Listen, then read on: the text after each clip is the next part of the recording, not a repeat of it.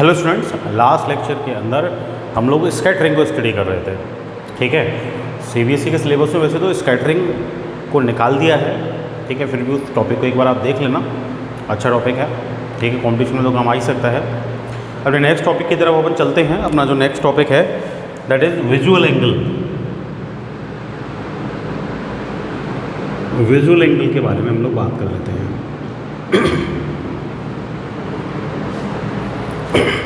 नाम से पता चल रहा है विजुअल एंगल, मतलब अपन देख रहे हैं कोई चीज़ को, उसका एंगल व्यू कर रहे हैं।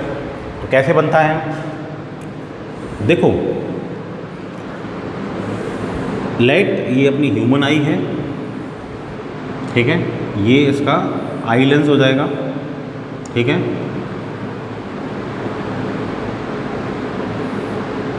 इसका आई लेंस हो गया, इसके आई लेंस का एक्सिस हो गया। ठीक है ना।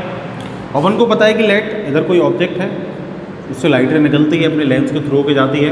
कंस्ट्रक्शन पढ़ा था अपन ने आई का। ठीक है, आई कैसे वर्क करती है, वर्किंग पढ़ी थी अपन ने इससे जस्ट पहले वाले वीडियो में। तो अब अगर कोई लाइटें इधर से आ रही है तो वो लाइटें क्या करेगी, इस लेंस के थ्रू होके और पीछे रेटिना पे फोकस होती है। ठीक है, अब वो रेटिना पे फोकस होती है तो क्या करती है कि भाई ये एंगल यहाँ फ्रेम करती है, एंगल बनाती है। किसके साथ, इस प्रिंसिपल एक्सिस के साथ। कौन बनाती है, वो लाइट रे जो उस ऑब्जेक्ट से आई है। लाइट, ये ऑब्जेक्ट ए भी है। ठीक है, तो ये जो एंगल जो इस ऑब्जेक्ट ने बनाया, किधर बनाया, अपनी आई पे, इस एंगल को अपन बोलते हैं क्या, विजुअल एंगल। इंपॉर्टेंस क्या है इसकी, यूज क्या है। देखो भाई, अगर कोई ऑब्जेक्ट पास है विजुअल एंगल लार्ज होगा, लेकिन अगर कोई ऑब्जेक्ट मान लो दूर है, अच्छा सेम साइज है दोनों ऑब्जेक्ट का, यही ऑब्जेक्ट है ए भी, ये पहले पास था फिर दूर आ गया, तो इसका जो विजुअल एंगल है वो कैसा हो जाएगा, स्मॉल हो जाएगा। पहले तो ये अल्फा है बड़ा, अब ये स्मॉल, ये क्या हो गया, बीटा। तो alpha is greater than beta, तो बीटा कैसा हो गया, स्मॉल हो गया, छोटा हो गया। तो इसकी जो इमेज रेटिना पे फॉर्म होगी वो भी कैसी होगी, देखो ये छोटी हो गई इमेज, ये इमेज इसकी, ये इमेज इसकी। तो इसका मतलब क्या हो गया कि भाई अगर विजुअल एंगल स्मॉल है तो अपनी जो इमेज फॉर्म होगी रेटिना पे वो भी कैसी होगी, स्मॉल होगी। ये रेटिना है अपना। ठीक है, तो इसका मतलब ये हो गया कि वही ऑब्जेक्ट साइज सेम है, लेकिन उसका साइज जो अपन को अपीयर होगा वो किस पर डिपेंड करता है, वो डिपेंड करता है विजुअल एंगल पे। अपन को पता है बहुत बड़े बड़े ऑब्जेक्ट जिनको अपन दूर से देखते हैं वो अपन को छोटे दिखते हैं, है ना। कोई बहुत बड़ा एरोप्लेन है, दूर से उसको देखेंगे छोटा दिखेगा। क्यों दिखेगा, क्योंकि उसका जो विजुअल एंगल ना वो डिस्टेंस इंक्रीज हो गया, तो उसका जो विजुअल एंगल है अपनी आई पे वो कैसा हो जाएगा, स्मॉल हो जाएगा। तो अपन को वो ऑब्जेक्ट जो है वो कैसा दिखेगा, छोटा दिखेगा। तो ऑब्जेक्ट अपन को व्यू होता है तो वो किसकी वजह से व्यू होता है, विजुअल एंगल की वजह से व्यू होता है। अगर उसका विजुअल एंगल लार्ज होगा तो अपन को ऑब्जेक्ट बड़ा दिखेगा, अगर विजुअल एंगल स्मॉल है तो वो ऑब्जेक्ट अपन को कैसा दिखेगा, छोटा दिखेगा। ठीक है, तो ये तो हुई बात किसकी, विजुअल एंगल की। अब हमने क्या है कि मैग्नीफिकेशन के बारे में पढ़ा ना, फॉर्मूला ऑफ मैग्नीफिकेशन निकाला था। स्मॉल एम से उसको रिप्रेजेंट करते थे, है ना, H dash upon H, size of image and size of object का कंपैरिजन। ठीक है, अब देखो क्या है कि अगर मोर देन वन लेंसेज वहाँ लगे हुए थे, मैंने तो क्या है एक ही लेंस के लिए बात कर रहा हूँ, मिरर से भी हो जाता है। एक लेंस लगा हुआ था, इसका मैग्नीफिकेशन एम हो जाएगा, इसका एच डैश अपॉन एच। मान लो इसके सामने मैं दूसरा भी लेंस लगा दूँ, तो ये ऑब्जेक्ट, इससे इसकी इमेज यहाँ बन जाएगी। ठीक है, इसके लिए एज ऑब्जेक्ट वर्क करेगा, इसकी इमेज यहाँ बन जाएगी। तो डबल टाइम मैग्नीफिकेशन होगा, लाइक जैसे M1 हुआ, इससे M2 हुआ। तो जब more than one times magnification होता है तो जो कंबाइंड मैग्नीफिकेशन होता है M होता है M1 इंटू M2, और N तक है तो इंटू में वो Mn हो जाता है। ठीक है, अच्छा इसकी बात मैं क्यों कर रहा हूँ, क्योंकि ये मैं बता रहा हूँ आपको कि भाई लीनियर, हमने जो मैग्नीफिकेशन पढ़ा था ना, ये स्मॉल m, ये लीनियर मैग्नीफिकेशन था। मतलब अपन साइज़ के बारे में बात कर रहे थे। ठीक है, हाइट के बारे में बात कर रहे थे। ठीक है, तो हाइट वो लेंथ होगी। ठीक है, तो लेंथ होगी तो वो लीनियर मैग्नीफिकेशन होगा। अभी जो ऑप्टिकल इंस्ट्रूमेंट अभी अपन आगे पढ़ेंगे, टेलीस्कोप, माइक्रोस्कोप, उसके लिए अपन जिस मैग्नीफिकेशन की बात करेंगे that will be angular magnification. Angular magnification मतलब अपन एंगल की फॉर्म में मैग्नीफिकेशन देखेंगे, है ना। क्योंकि किसी भी ऑब्जेक्ट से, किसी भी ऑप्टिकल इंस्ट्रूमेंट से जब अपन देखते हैं किसी भी ऑब्जेक्ट को, तो उसका जो साइज़ है वो अपन को विजुअल एंगल पर डिपेंड करता है। ठीक है, तो अपन जब देख रहे हैं उसको, तो विजुअल एंगल पे जब उसका साइज़ डिपेंड करेगा तो साइज़ इंक्रीज होगा या डिक्रीज होगा, वो भी विजुअल एंगल पे डिपेंड करेगा। तो अपन कंपैरिजन जो करेंगे किसी भी ऑप्टिकल इंस्ट्रूमेंट के लिए वो भी उसी विजुअल एंगल के बेसिस पे करेंगे। तो वो कंपैरिजन जो होगा साइजेस का वो मैग्नीफिकेशन ही होता है, तो एंगल के बेस पे हो रहा है, इसलिए उसको क्या बोल रहे हैं अपन, एंगुलर मैग्नीफिकेशन बोल रहे हैं। तो क्या है एंगुलर मैग्नीफिकेशन, कि मान लो ये अपनी आई का ये लेंस हो गया है ना, ये अपनी ये आई हो गई है ना। अब क्या हो गया कि ये मेरे सामने ऑब्जेक्ट रखा हुआ है, ये ऑब्जेक्ट रखा हुआ है ए बी, ठीक है। ये इसने ये विजुअल एंगल यहाँ क्रिएट कर दिया, कितना किया, अल्फा क्रिएट कर दिया, ठीक है, कर दिया। अपन ने इसको देख लिया पहले आई से। अब मान लो इसी ऑब्जेक्ट को मैं कोई इधर ऑप्टिकल इंस्ट्रूमेंट लगा के देख रहा हूँ, मान लो माइक्रोस्कोप लगा के देख रहा हूँ, ठीक है। तो माइक्रोस्कोप लगाने से क्या होगा कि भाई ये इसके विजुअल एंगल को इंक्रीज कर देगा, ठीक है। माइक्रोस्कोप या टेलीस्कोप लगा के देख रहा हूँ, तो वो टेलीस्कोप लगाने से क्या होगा, ये अपन को पास में नज़र आएगा। पास में नज़र आएगा तो मतलब कि भाई यही ऑब्जेक्ट है ना। ऑप्टिकल इंस्ट्रूमेंट से देखने पर इसका विजुअल एंगल मेरे को ज़्यादा लग रहा है, लाइक बीटा हो गया, ठीक है। तो उसी ऑब्जेक्ट को आप नेक्ड आइज से देखें, अल्फा एंगल है।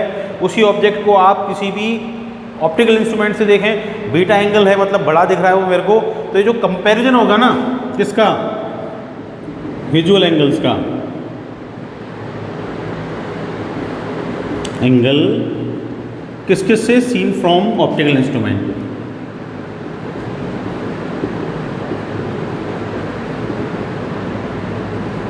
और visual angle scene directly.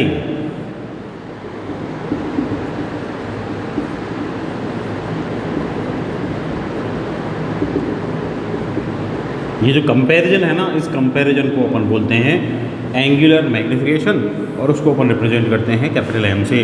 That means angular magnification क्या हो गया, visual angle as seen from optical instrument कितना है, beta, upon visual angle as seen from seen directly क्या हो जाएगा, alpha. m is beta upon alpha, this is angular magnification. मतलब अपन कंपेयर कर रहे हैं, कंपैरिजन कर रहे हैं किसकी फॉर्म में, एंगल्स की फॉर्म में। तो जो अपन ऑप्टिकल इंस्ट्रूमेंट में भी मैग्नीफिकेशन की बात करेंगे तो अपन एंगुलर मैग्नीफिकेशन की बात करेंगे, ठीक है भाई। अपने ऑप्टिकल इंस्ट्रूमेंट की साइड अपन मूव करते हैं। There are two optical instruments जो हमारी बुक के अंदर गिवन है, जिनको अपन को स्टडी करना है। One is microscope and other is telescope, ठीक है। अच्छा, कुछ पोर्शन इनमें से रिमूव किया है पर अपन कंप्लीट लेके चल रहे हैं, ठीक है, जिससे आगे आपके यूज़ में आ जाए, किसी कंपटीशन में आए तो, ठीक है। वो रिमूव पार्ट मैंने हटाया नहीं है, उसको मैं साथ में पढ़ा रहा हूँ। तो सबसे पहले अपना टॉपिक अपन देखते हैं कंपाउंड माइक्रोस्कोप।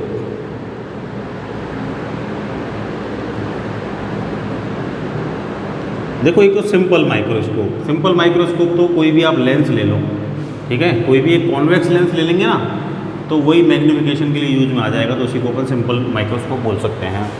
कंपाउंड माइक्रोस्कोप मतलब अपन कॉम्बिनेशन ऑफ लेंस ले रहे हैं, तो कॉम्बिनेशन ऑफ लेंस ले रहे हैं तो और ज़्यादा अपन उसको क्या कर सकते हैं, मैग्नीफाई कर सकते हैं, और ज़्यादा अपन उसको लार्ज करके देख सकते हैं। तो उसके लिए अपन कंपाउंड माइक्रोस्कोप यूज़ करते हैं। कंपाउंड माइक्रोस्कोप में, अच्छा, कंपाउंड माइक्रोस्कोप ये तो मेरे को पता चल गया कि जो स्मॉल ऑब्जेक्ट्स हैं, है ना, उनकी लार्ज इमेज मेरे को दिखाता है। स्मॉल ऑब्जेक्ट की क्या दिखाता है, ये लार्ज इमेज मेरे को दिखाता है ना। लैब्स में यूज़ होते हैं, ठीक है। जैसे आपको मान लो बायोलॉजी लैब में जब ये इस साल प्रैक्टिकल होगा तो वहाँ आप देख सकते हैं कोई छोटी छोटी चीज़ें, माइटोकॉन्ड्रिया, सेल वगैरह जब आप देखेंगे तो आप कंपाउंड माइक्रोस्कोप की हेल्प से देखेंगे। तो वो स्मॉल ऑब्जेक्ट्स हैं, नेक्ड आई से अपन को नज़र नहीं आ सकते, तो उनकी लार्ज इमेज बन जाएगी। कौन बनाएगा, कंपाउंड माइक्रोस्कोप बनाएगा, तो आप उनको देख सकते हो। कंपाउंड माइक्रोस्कोप जो होता है इसके अंदर क्या होते हैं, टू लेंसेज होते हैं। There are two lenses. एक तो होता है क्या, ऑब्जेक्ट लेंस, ठीक है, और एक होता है आई लेंस।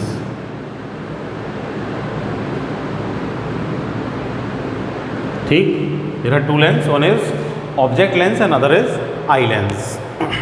नाम से पता चल रहा है जो ऑब्जेक्ट के पास में होगा वो ऑब्जेक्ट लेंस, जो आई के पास में होगा वो आई लेंस। दो लेंस हो गए ना। इसमें क्या होता है कि एक पाइप जैसा अरेंजमेंट होता है, ठीक है, ऐसे एक पाइप होता है, ठीक, उसमें एक नीचे लग गया एक तो इधर एक लेंस, तो ये दूसरा पाइप इधर लग गया एक लेंस, अपन ऐसे इसको देख रहे हैं ना, तो इधर तो ये जिधर है ये आई लेंस हो गया, नीचे जो है ऑब्जेक्ट के पास वो क्या हो गया, ऑब्जेक्ट लेंस हो गया। अपन ऐसे देख रहे हैं, तो नीचे ऑब्जेक्ट लेंस, ऊपर आई लेंस, ठीक है।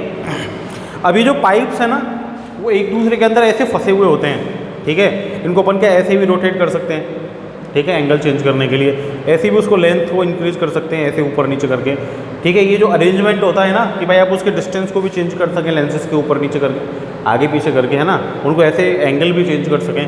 तो ये जो अरेंजमेंट होता है इसको बोलते हैं rack and pinion arrangement. Rack and pinion arrangement मतलब ये जिस अरेंजमेंट में लगे होते हैं ना दोनों लेंस, उस लेंस को अपन बोल रहे हैं क्या, रैक एंड पिनियन अरेंजमेंट। मतलब ऐसे दो पाइप लगा दिए, आगे पीछे कर सकते हैं, डिस्टेंस चेंज कर सकते हैं, ऐसे रोटेट करवा सकते हैं, तो वो रैक एंड पिनियन अरेंजमेंट हो गया। अच्छा, जो ऑब्जेक्ट लेंस होता है ना, वो ऑब्जेक्ट लेंस का जो फोकल लेंथ है एफ वो स्मॉल होता है, ठीक है। और अपर्चर डी भी कैसा होता है, स्मॉल होता है। आई लेंस का फोकल लेंथ तो मॉडरेट होता है, ठीक है, और अपर्चर जो है वो लार्ज होता है। अपर्चर को डी से रिप्रेजेंट करते थे अपन, ठीक है। तो इस तरह के ये लेंसेज अपन यूज़ करते हैं। रैक एंड पिनियन अरेंजमेंट में दोनों लेंसेज को अपन लगाएंगे। डायग्राम कैसे बनेगा वो अपन देखें। एक रे डायग्राम में इसका बना रहा हूँ। लाइट ये मेरी सेंट्रल एक्सिस हो गई,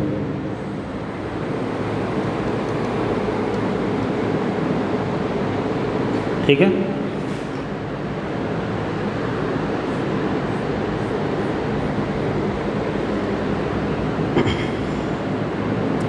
यहाँ मेरा ये फर्स्ट लेंथ जो ऑब्जेक्ट के पास है, विच इज़ ऑब्जेक्ट लेंस, ठीक है। ये ओ से इसका मैंने ऑप्टिकल सेंटर डिनोट कर दिया। इसके सामने इधर क्या होगा, आई लेंस होगा जो इससे बड़ा होगा साइज में, ठीक है। अपर्चर इसका लार्ज हो जाएगा। आई लेंस है, ई से मैंने इसका ऑप्टिकल सेंटर डिनोट कर दिया, ठीक है भाई। अब क्या होगा कि भाई ये लेंस छोटा है, ये बड़ा है, इसकी फोकल लेंथ होगी कुछ ना कुछ, ठीक है। लेट इसकी फोकल लेंथ ये एफ नॉट, अच्छा दोनों साइड होगी फोकल लेंथ तो, है ना, इधर भी होगी इधर भी होगी, प्राइमरी सेकेंडरी फोकस। इसकी भी फोकल लेंथ इसकी एफ ई, इसके इधर ये एफ ई फोकल लेंथ होगी, ठीक है। अच्छा, ये दोनों पाइप के अंदर लगे हुए हैं रैक एंड पिनियन अरेंजमेंट में। अब अगर मैं इसका रे डायग्राम देखूं, अच्छा ये कौन सा है, ये आई लेंस है, कि भाई मान लो इसके सामने मैं कोई ऑब्जेक्ट रखूँ, है ना। अब इसके सामने जब मैं ऑब्जेक्ट रखूँगा तो देखो ऑब्जेक्ट को रखूँगा कहाँ, ये भी बात है कि भाई अपन को ऑब्जेक्ट को रखना कहाँ है, कि भाई इस लेंस के सामने, अच्छा दोनों ही मैग्नीफिकेशन करेंगे, पहले ये मैग्नीफिकेशन करेगा फिर ये मैग्नीफिकेशन करेगा। तो इसके सामने मैं रियल ऑब्जेक्ट रखूँगा, ये इमेज बनाएगा, इसकी इमेज इसके सामने बनेगी, ये लेंस इसकी इमेज को एज अ ऑब्जेक्ट ट्रीट करेगा, ये उसकी वापस इमेज बनाएगा सामने। सामने ऑब्जेक्ट है, सामने दिखना चाहिए, मतलब इसकी इमेज तो इस लेंस के इधर बननी चाहिए। ये कब पॉसिबल है, अपन को पता है कि लेंस कौन सा है, ये कॉन्वेक्स। इमेज दूसरी साइड कब बनती है, तब बनती है जब आपका जो ऑब्जेक्ट है ना वो फोकस से बियॉन्ड रखा हो। अगर फोकस और ऑप्टिकल सेंटर के बीच में आ जाएगा तो इधर ही बन जाएगी इमेज ऑब्जेक्ट की साइड।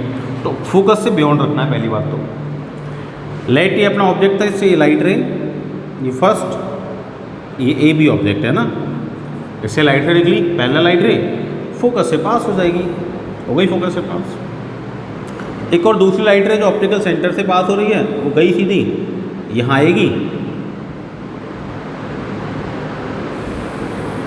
और ये दोनों ऐसे यहाँ ज्वाइन कर जाएंगी, ठीक है। एक लाइट रे जो ऑप्टिकल सेंटर से गई और एक लाइट रे जो पैरेलल गई, पैरेलल वाली फोकस से पास हुई, ऑप्टिकल सेंटर वाली सीधी निकल गई, दोनों ने यहाँ ज्वाइन कर लिया, यहाँ ज्वाइन कर लिया, तो यहाँ क्या हो जाएगा, ये इमेज का फॉर्मेशन हो जाएगा ए डैश और बी डैश, ठीक है भाई। अच्छा, अब फर्स्ट वाला जो लेंस है उससे मैग्नीफिकेशन हो गया, फर्स्ट वाले के लिए ऑब्जेक्ट, ये इमेज। ऑब्जेक्ट का डिस्टेंस होता है उसे यू से डिनोट करते हैं, ऑब्जेक्ट है यू नॉट हो जाएगा, यू ओ। ये इस लेंस की इमेज हो गई, इमेज का डिस्टेंस वी से तो वी नॉट हो गया ये, ठीक है। अब इसकी ये जो इमेज है ना वो इसके सामने बन रही है, तो ये इमेज इसके लिए ऑब्जेक्ट का वर्क करेगी। अच्छा, ये जो इमेज बन रही है ना ये कहाँ बननी चाहिए? अब अपन को फाइनल इमेज इधर देखनी है, मतलब इस ऑब्जेक्ट की इमेज इधर बननी चाहिए।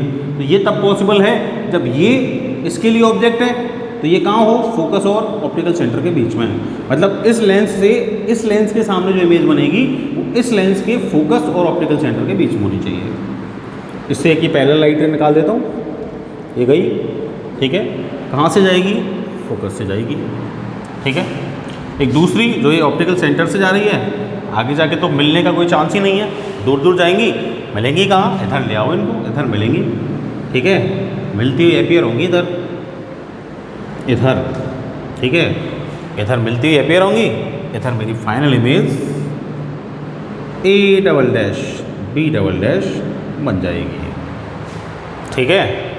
तो ये इसके लिए ऑब्जेक्ट मतलब U, I के लिए तो UE, ये फाइनल इमेज इसके लिए, तो ये क्या हो गया? VE, ठीक है भाई, ये मेरा हो जाएगा।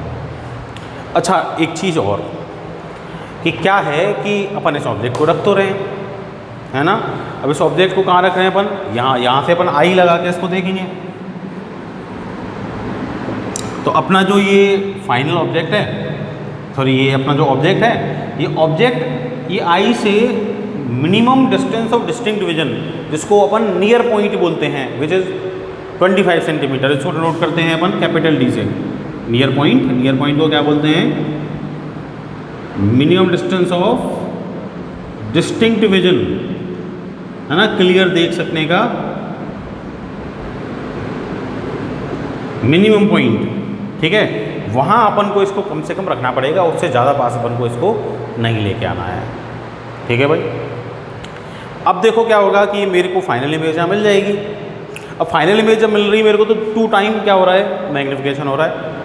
अब 2 टाइम मैग्नीफिकेशन हो रहा है, कितना हो रहा है? फाइनल मैग्नीफिकेशन मुझे फाइंड करना है। मैग्नीफिकेशन का फॉर्मूला मुझे कंपाउंड माइक्रोस्कोप के लिए निकालना है। फाइनल मैग्नीफिकेशन मुझे फाइंड करना है, तो फाइनल मैग्नीफिकेशन के लिए अपन को पता है कि एंगुलर मैग्नीफिकेशन मुझे यहाँ निकालना है। अब एंगुलर मैग्नीफिकेशन मुझे यहाँ निकालना है, तो मुझे क्या चाहिए? 2 चीज़ें, एक तो बीटा चाहिए और एक क्या चाहिए? अल्फ़ा, ठीक है। मतलब एक तो डायरेक्ट देखा हो आई ने उस ऑब्जेक्ट को, तो उसका एंगल चाहिए, और एक माइक्रोस्कोप के थ्रू देखा हो उसका एंगल मेरे को चाहिए, ठीक है। तो देखो अपनी आई कहाँ है? इधर आई लेंस पे है।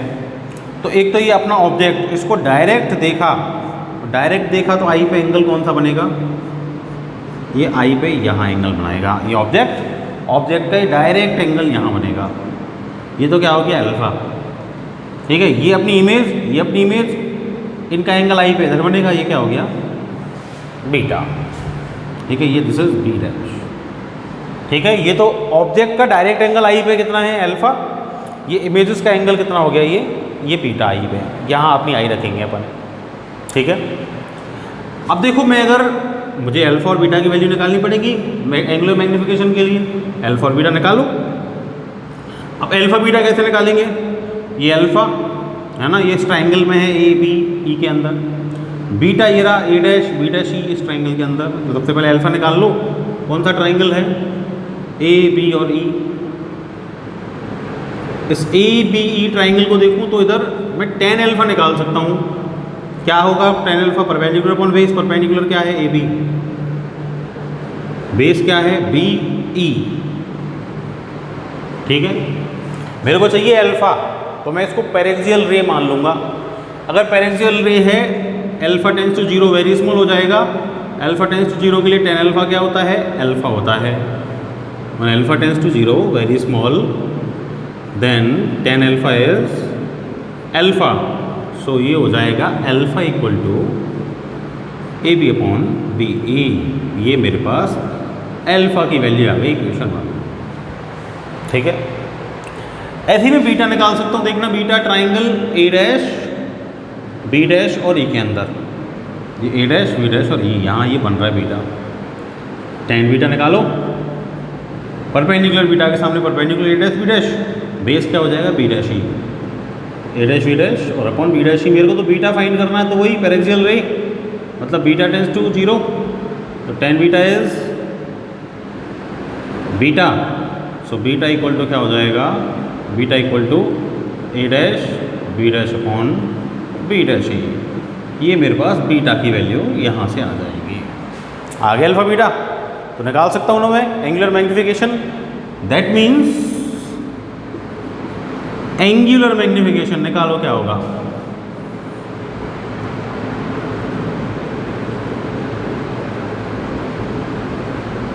Capital M equal to beta upon alpha. So capital M equal to beta is A dash B dash upon B dash E और अपॉन अल्फा कितना है, A B upon B E होगा क्या। अच्छा B dash ई कितना है देखना, B dash ई ये तो यू ई है, बी ई कितना है, बी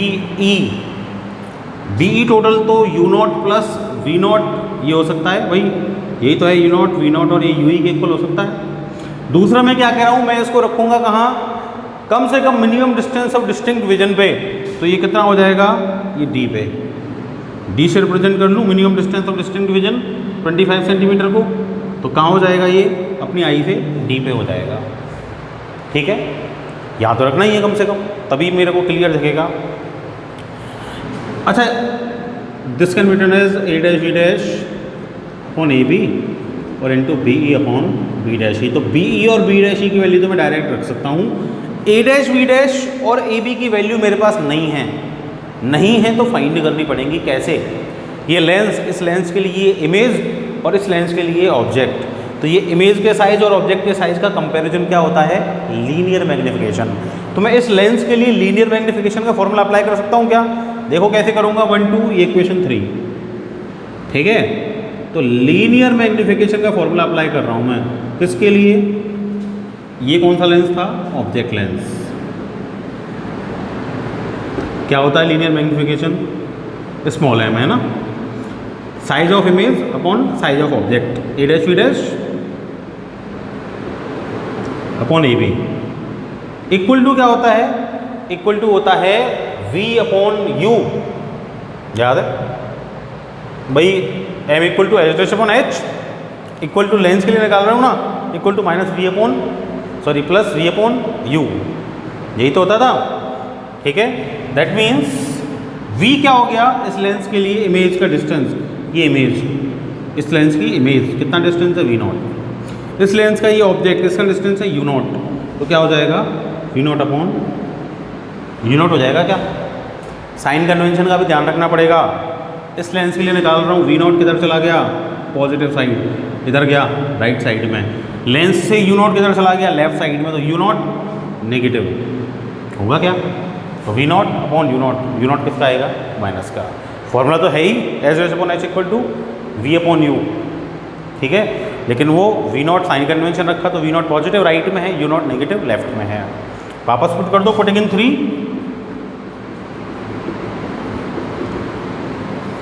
क्या हो जाएगा, capital M equal to A dash B dash minus V not upon U nought, ये वी ई क्या है भाई देखना, बी ई, इस लेंस के लिए निकाल रहा हूँ, इस लेंस से लेफ्ट साइड में डिस्टेंस नेगेटिव कितना लिया मैंने, डी, तो माइनस का डी अपॉन, और क्या लेना है मेरे को, B dash E, B dash कहाँ है, बी डैश और ये ई, इस लेंस के लिए ले रहा हूँ, किधर है, ये भी लेफ्ट में है, minus U E, minus minus cancel out, तो एम इक्वल टू क्या आएगा माइनस का V not upon U nought and D upon U E. This will be the formula of angular magnification. पर ये जो मैग्निफिकेशन मैंने निकाला है ना, ये ओनली इसमें बीटा और अल्फा जो मैंने लिए हैं ना, ओनली इस फर्स्ट वाले लेंस के लिए लिए हैं। तो अभी कंडीशन फर्स्ट वाले लेंस के लिए मैंने निकाली है। ठीक है, अब फाइनल जो इमेज बनेगी वो सेकंड लेंस से बन रही है। अब फाइनल इमेज कहाँ बनेगी, देखो हम मिनिमम तो देख सकते हैं 25 सेंटीमीटर पे, which is called minimum distance of distinct vision, और अपन मैक्सिमम देख सकते हैं कहाँ पे, इनफाइनाइट पे। तो इमेज मिनिमम डिस्टेंस से मैक्सिमम डिस्टेंस के बीच में कहीं भी बन जाए अपन को दिख जाएगी। मतलब इमेज डी से लेके minimum distance of distinct vision से लेके कहाँ बन जाए, इनफाइनाइट तक कहीं भी बन जाए अपन को दिख जाएगी। तो ऐसी एन पोजीशन हो सकती है, इनफाइनाइट पोजीशन हो सकती है, अपन दो ही पोजीशन लेते हैं। एक बार तो अपन मान लेते हैं अपनी फाइनल इमेज बन रही है कहाँ, minimum distance of distinct vision पे, मतलब ये जो VE है ये किसके इक्वल है, D के। और एक बार अपनी जो फाइनल इमेज बन रही है वो बन रही है इनफाइनाइट में, बाकी की कुछ पोजीशन अपन फाइंड नहीं करेंगे। तो एक बार तो अपन फाइंड कर लेते हैं condition 1, when final image is formed at minimum distance of distinct vision T। ठीक है भाई, फाइनल इमेज क्या बन रही है, D पे बन रही है। फाइनल इमेज बनेगी इससे, ठीक है, इससे बनेगी तो क्या होगा, देखो ये क्वेश्चन नंबर इसको बोल देता हूँ मैं 4, ये मेरा मैग्नीफिकेशन का फॉर्मूला आ गया। फाइनल इमेज बनेगी इससे, इसके लिए जो ऑब्जेक्ट है वो कौन है, A डैश B डैश, ठीक है। ऑब्जेक्ट का जो डिस्टेंस है ना U, वो कितना हो गया, ये UE लेफ्ट साइड में माइनस ही हुई। इससे फाइनल इमेज कहाँ बन रही है, ये कहाँ बन रही है, minimum distance of distinct vision पे। कंडीशन 1 लेके चल रहा हूँ, वो भी कहाँ है, लेफ्ट साइड में, तो V क्या हो जाएगा, माइनस का D। और फोकल लेंथ तो कॉन्वेक्स है, पॉजिटिव होगी आई लेंस के लिए, F equal to FE that इसकी फोकल लेंथ, F0 मैंने इसकी फोकल लेंथ मानी थी। So using lens formula, lens ही तो है, लेंस फॉर्मूला को फॉलो करेगा। लेंस फॉर्मूला क्या है, 1/f equal to 1/v minus 1/u। 1/fe equal to 1/v is minus d, minus u is minus u, तो प्लस u ही हो जाएगा। ठीक है, अगर मैं d से मल्टीप्लाई कर दूँ इसको, तो ये d/fe इक्वल टू d/-d, और प्लस का क्या हो जाएगा, d/ue। d/ue की वैल्यू क्या हो जाएगी इधर से, ये -1 इधर आएगा, +1, 1 प्लस d/fe। मतलब अगर least distance of distinct vision पे अपनी इमेज बनेगी तो d/ue की वैल्यू क्या होगी, d/ue की वैल्यू होगी 1/d/fe, 1 प्लस d/fe। पुट कर सकता हूँ क्या यहाँ, दैट मीन्स मेरा जो मैग्नीफिकेशन का फॉर्मूला है वो क्या हो जाएगा, माइनस का V0/u0, और least distance of distinct vision के लिए d/ue की वैल्यू होगी 1 plus d/fe। This will be the formula for magnification when my image is formed at least distance of distinct vision. ठीक है, अब यहाँ से देखो मेरे को एक चीज़ पता चल रही है, u0 जितनी लार्ज होगी मैग्नीफिकेशन उतना स्मॉल होगा, u0 जितना स्मॉल होगा मैग्नीफिकेशन उतना लार्ज होगा। तो इसका मतलब ये u0 जो है ना, ये मेरे को क्या रखनी पड़ेगी, स्मॉल रखनी पड़ेगी अगर मैग्नीफिकेशन मेरे को लार्ज रखना है। ठीक है, अच्छा लेकिन एक चीज़ और है, u0 को आप स्मॉल तो रखोगे लेकिन फिर भी फोकल लेंथ से कम नहीं होना चाहिए। ठीक है, तो इसका मतलब क्या हो गया कि भाई u0 को छोटा रखना है पर फोकल लेंथ और ऑप्टिकल सेंटर, फोकस और ऑप्टिकल सेंटर के बीच में नहीं रखना है ना। तो मतलब इसको पास लेके आना है तो फोकस को भी आगे बढ़ाना पड़ेगा, मतलब f0 फोकस भी कैसा होना चाहिए, स्मॉल होना चाहिए। इसका मतलब ये हो गया कि हाई मैग्नीफिकेशन के लिए जो ऑब्जेक्ट लेंस है ना उसकी फोकल लेंथ कैसी होनी चाहिए, स्मॉलर होनी चाहिए। ठीक है, अब सेकंड केस 2, इमेज कहाँ बन सकती है, फाइनल इमेज इनफाइनाइट पे, and final image is formed at infinite. भाई इनफाइनाइट इमेज बनाने के लिए ऑब्जेक्ट कहाँ होना चाहिए, ऑब्जेक्ट होना चाहिए फोकस पे। फाइनल इमेज अगर बनानी है तो ऑब्जेक्ट कहाँ होना चाहिए, इसके लिए ऑब्जेक्ट कौन है, ये कहाँ होना चाहिए, इस लेंस के फोकस पे। ठीक है, कैसे, डायग्राम देखो,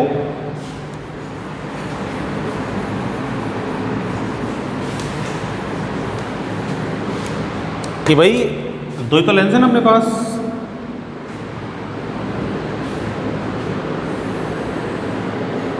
ये लेंस 1 ऑब्जेक्ट लेंस, ठीक है, ये दूसरा लेंस बना लूँगा मैं आई लेंस। अभी इसके सामने ऑब्जेक्ट रखा हुआ है, इसे पैरेलल लाइट रे, ये ऑब्जेक्ट ए बी, इससे एक पैरेलल लाइट रे which will pass through it's focus. ठीक है, ये इसका f0 और ये इसका ऑप्टिकल सेंटर हो। एक दूसरी लाइट रे which is passing through it's optical centre. ठीक है, ये मैं मान लेता हूँ ऑप्टिकल सेंटर पे है, थोड़ा छोटा कर देता हूँ फोकस को, f0 है ना, ये फोकस से पास हो गई, ये ऑप्टिकल सेंटर से यहाँ ज्वाइन कर जाएंगे दोनों। ठीक है, यहाँ ज्वाइन कर गई। अब यहाँ जब ये ज्वाइन कर रही है दोनों लाइट रे, ये A' V' इमेज बन रही है किसकी, इस लेंस की। तो ये इमेज ये दूसरे वाले लेंस के लिए ऑब्जेक्ट का वर्क करेगी। कौन से के लिए, आई लेंस के लिए। तो ये बननी चाहिए आई लेंस के फोकस पे, या आई लेंस का फोकस यहाँ होना चाहिए, क्योंकि जब फोकस पे ऑब्जेक्ट रखा होता है तभी उसकी इमेज कहाँ बनती है, इनफाइनाइट पे। तो अगर इस लेंस से फाइनल इमेज मुझे इनफाइनाइट पे चाहिए, मतलब इस लेंस का ये ऑब्जेक्ट ये कहाँ होना चाहिए, इस लेंस के फोकस पे। मतलब ये जो UE है ना वो किसके इक्वल हो जाएगा, FE फोकल लेंथ के इक्वल हो जाएगा। तो इससे एक लाइट रे ऐसे गई, ठीक है, इधर इसका ये फोकस FE इधर, एक इधर, एक ऑप्टिकल सेंटर से पैरेलल हो जाएंगी लाइट रेज, तो पैरेलल हो जाएंगी तो जो अपनी इमेज है वो कहाँ बनेगी, इनफाइनाइट पे बनेगी। ठीक है, that means final image infinite पे बनने के लिए जो UE है ना वो किसके इक्वल होना चाहिए, FE के इक्वल होना चाहिए बस। तो UE को किसके इक्वल करो, FE के इक्वल करो। अगर UE FE के इक्वल होगा तो फाइनल इमेज कहाँ बनेगी, इनफाइनाइट पे। तो फॉर्मूला में करेक्शन कर दूँ from equation 4, m will be minus का V0 अपॉन U0, ये तो वही रहेंगे, D अपॉन UE will be equal to FE। ठीक है, तो ये फॉर्मूला बनेगा कब, जब मेरी फाइनल इमेज फॉर्म होगी कहाँ, इनफाइनाइट पर। ठीक है भाई, तो इस तरह ये नॉर्मल मेरा फॉर्मूला आ गया मैग्नीफिकेशन का। ये फॉर्मूला तब जब फाइनल इमेज लीस्ट डिस्टेंस और डिस्टेंट विजन पे बने, और ये फॉर्मूला तब जब अपनी फाइनल इमेज कहाँ बने, इनफाइनाइट पे बने। तो इन फॉर्मूलाज के थ्रू अपन क्या कर सकते हैं, इस माइक्रोस्कोप का मैग्नीफिकेशन फाइंड कर सकते हैं।